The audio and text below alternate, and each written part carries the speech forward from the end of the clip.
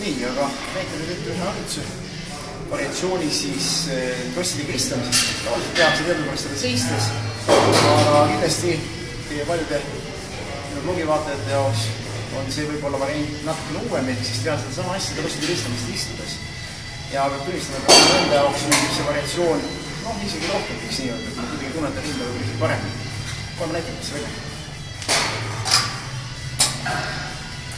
Raskus ei ole jällegi suur, sest krosside ristamisel on see tunnetus olulisem. Nii. Ja all korralik seitsatus. Hetkeks on see kontraktsioon maksimaalne.